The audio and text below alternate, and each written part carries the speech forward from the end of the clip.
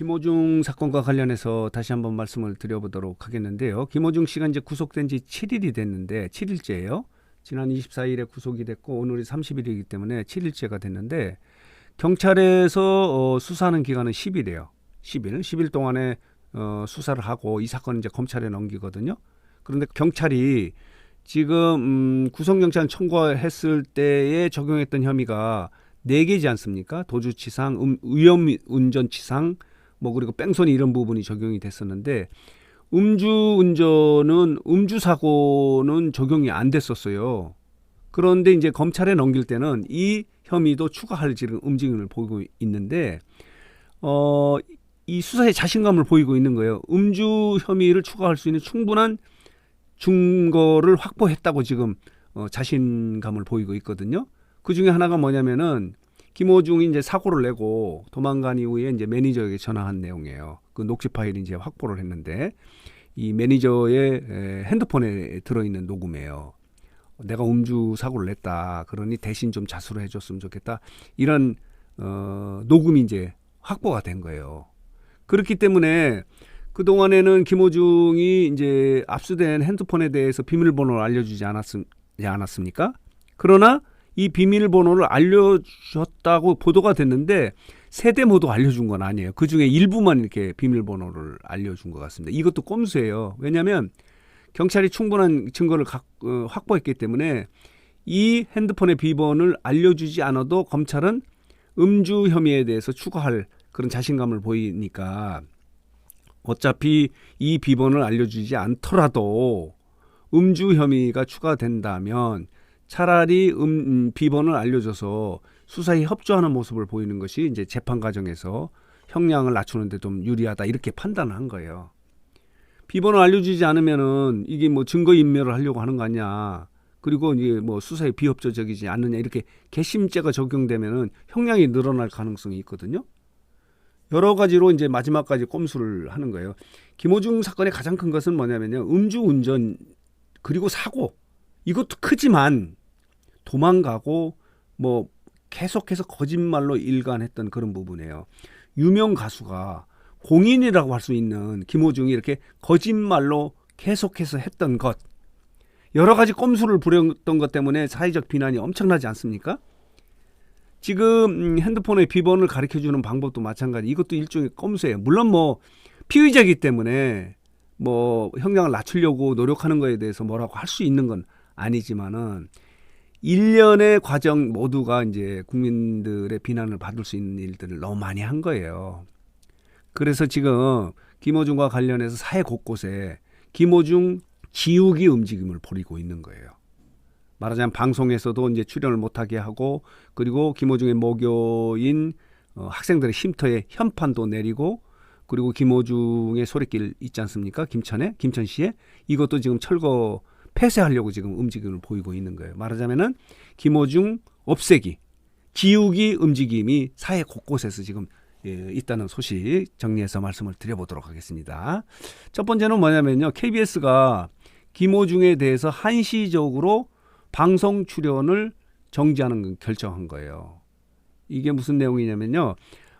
이렇게 사회적 물의를 일으켰던 연예인이나 일반인들에 대해서 방송 출연을 금지하는 그런 결정을 하는 이런 위원회가 있거든요. 방송 출연 규제 심의위원회를 29일 어제 열어서 김호중에 대해서 한시적 출연 정지를 결정을 했는데 이게 왜 그러냐면요. 지금은 수사하는 과정이기 때문에 한시적으로 이렇게 방송 출연을 정지하는 것을 결정을 했는데 앞으로 재판을 하면서 유죄가 나면요. 또 추가로 그 규제 수위를 다시 조정을 한다는 거예요. 여기 보면요. 이렇게 돼 있어요. KBS는 음주운전 도주 사건과 관련해서 거듭된 거짓말로 심각한 사회적 물의를 빚었다. 김호중이요. 그래서 방송 출연을 금지해달라는 시청자들의 청원 등이 접수돼 한시적인 출연 정지를 결정했다라고 이렇게 설명을 하고 있어요. 그러나 이것은 이제 수사 과정이기 때문에 이렇게 한시적으로 출연 정지를 결정을 했지만 법원의 1심 판결이 나오면 추후에 다시 규제 수위를 조정할 예정이다.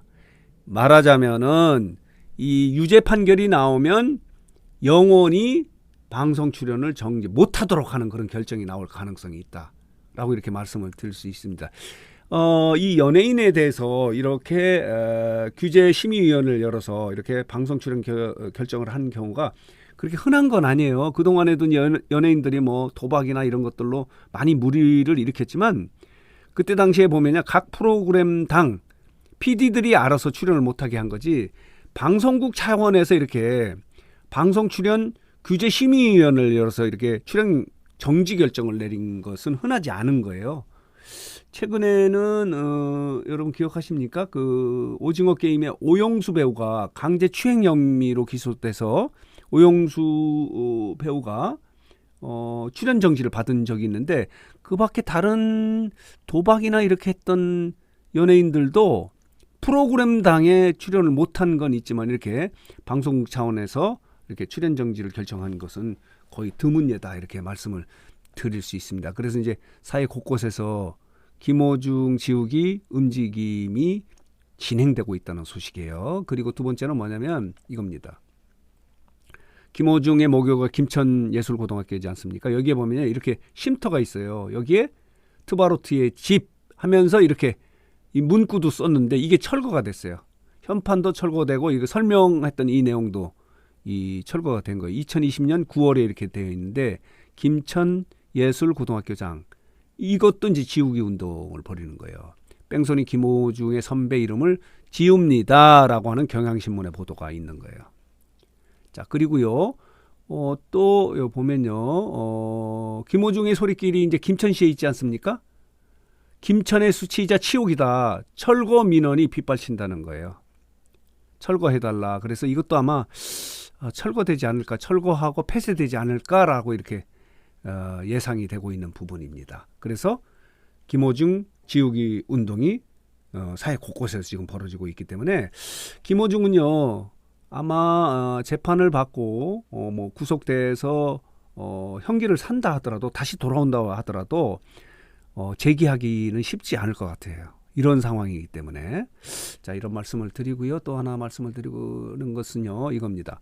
김어중이 이제 경찰서 유치장에 이제 수감돼 있지 않습니까? 독방에 수감돼 있는데, 예상과는 달리 많은 분들이 예상하기는 유명 가수였기 때문에 아마 스트레스를 받아서 정신적으로 좀 불안한 상태고 잠도 못 자고 식사도 못하는 것이 아니냐라고 이렇게 예상을 했었는데, 의외예요. 정반대예요.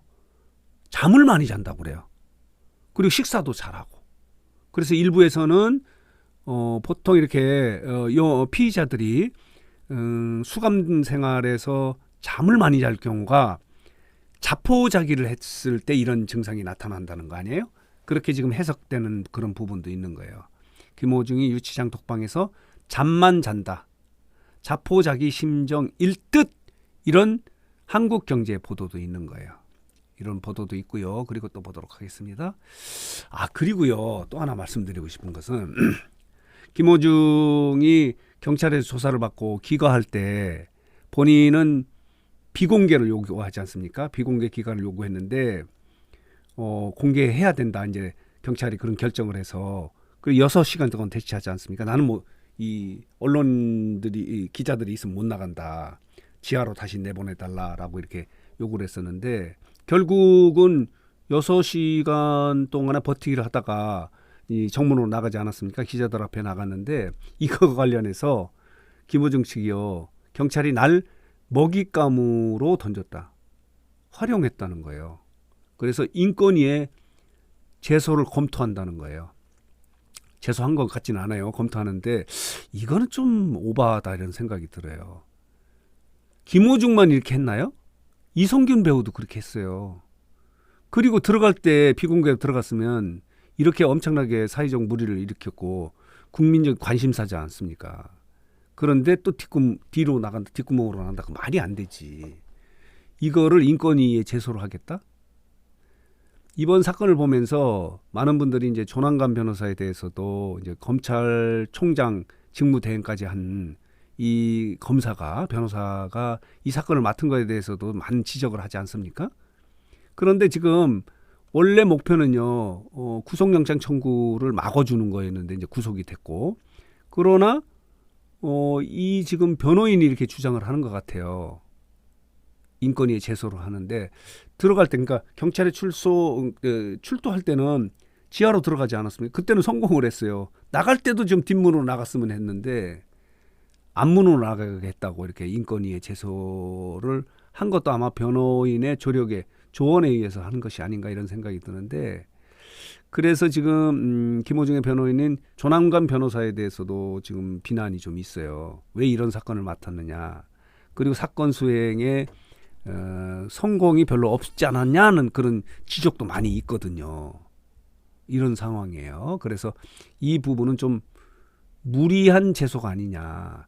지금 김호중이요, 본인의 인권을 이야기할 단계인가요? 그건 아니죠.